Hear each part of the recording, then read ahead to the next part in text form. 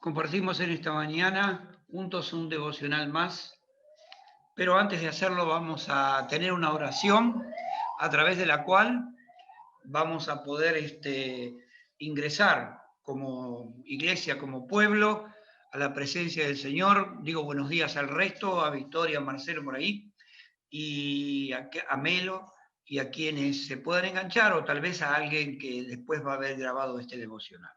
Oramos. Querido Padre y amado Padre, te damos gracias porque tus propósitos fueron salvarnos un día y estaba escrito en la cruz de Cristo nuestro nombre, y te damos gracias porque pudimos expiar nuestros pecados, aceptando nuestra culpa del pecado que hemos cometido, arrepintiéndonos y mirándote a ti para cambiar nuestra existencia. Gracias, Señor, por el conocimiento de la verdad. En el nombre de Jesús. Amén. Quisiera compartirles un texto que está en Efesios capítulo número 3 y versículo número 20. Efesios 3:20. Voy a leerles la versión de las Américas. Dice así: y aquel que es poderoso para hacer todo mucho más abundantemente de lo que pensamos o pedimos y entendemos, según el poder que opera en nosotros. A Él sea la gloria en la Iglesia de Cristo por todas las edades y todos los siglos. Amén. Este texto, que parecería ser simplemente un saludo con el que Pablo clausura un tema, es bastante profundo e interesante para analizar. Muchas veces, sin importar los propósitos de Dios, inmediatamente visualizamos alguna cosa en nuestra vida que deseamos o necesitamos y pretendemos pedirle a Dios que Él coloque en su agenda maravillosa nuestros propósitos. Pero en este texto se nos enseña una gran verdad. Dios va a hacer más abundantemente de lo que pensamos y entendemos y de lo que podemos llegar a pedir.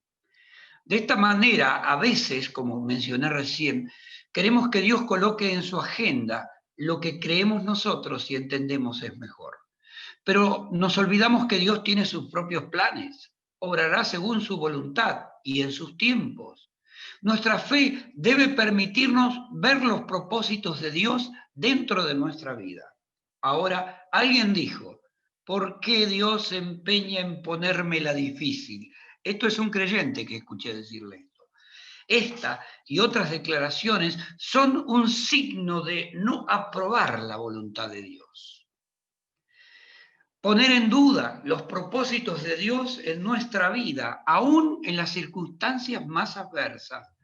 Dice Pablo que es no entender que Dios va a obrar mucho más y va a bendecir mucho más abundantemente de lo que pensamos y entendemos. También en esta carta y en este pasaje anterior a este texto, el apóstol Pablo está hablando de la dimensión del amor de Dios. Sucede que su voluntad es una manera de glorificarse y mostrar en nosotros su maravilloso poder. Afirma él en este pasaje que el poder del hombre interior proviene de vivificarnos en su voluntad.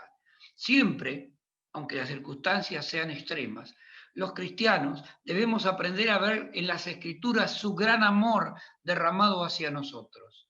Aunque los tiempos no se presten, Dios cumplirá su voluntad en su tiempo y en su forma. Ten cuidado con lo que pides, dije hace mucho tiempo en un devocional, pues la voluntad del Altísimo se determina por el equilibrio entre su amor legítimo y sus propósitos más altos. Dios podría lograr más cosas a veces en nuestra vida, ¿sabías? Pero tenemos que ser capaces de entender cuáles son sus propósitos. Pero sus términos son claros, porque su poder actúa en nosotros. Esto significa que cualquier cosa que pidamos o hagamos está sujeta a su voluntad. Sin embargo, Dios hará aún más de lo que pedimos y entendemos. Eso dice el pasaje. Déjame explicarte qué es lo mejor. Si caminas lejos de Dios siendo su hijo, Dios te llamará fuertemente, tal vez atrás de las circunstancias, insospechadas, pero Él te atraerá. Si te negaras, encontrarás toda clase de problemas para ti solamente con el propósito de que tú mires a Él. ¿Por qué piensas que las luchas siempre son vientos contrarios a tus deseos? Es como Santiago dice, pedimos y a veces pedimos mal para gastar en nuestros deleites.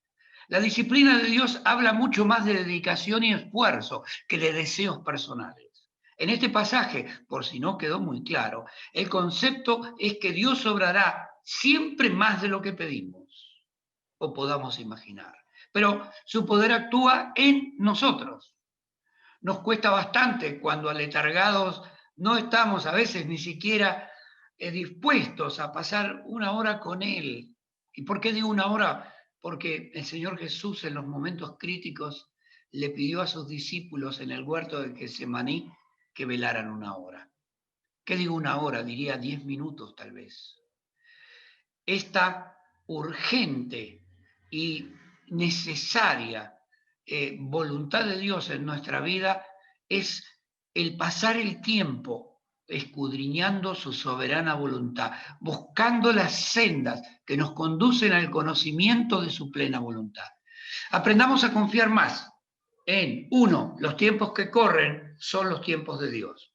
Dos, creamos que la agenda de Dios tiene planes y va a cumplirlos, y en sus planes Él nos dará mucho más abundantemente de lo que pedimos o creemos. Tres, busquemos en las Escrituras cada día la voluntad de Dios. Cuatro, en medio de las dificultades siempre Él tendrá su plan. Cinco, su poder nos acompañará siempre. Seis, Él nos sostendrá con la diestra de su justicia. 7. Dice el Salmo, hay un final dichoso, Salmo 37, para el hombre de paz. 8. Aceptemos con agrado lo que Dios tiene para nosotros, amados, este día. Caminar en su voluntad en este mundo no siempre tiene un mar en calma, pero alabemos a Dios, 10, por disfrutar de su compañía, de su guía y de su dirección. Sí, Dios sabe lo que hace. Amén.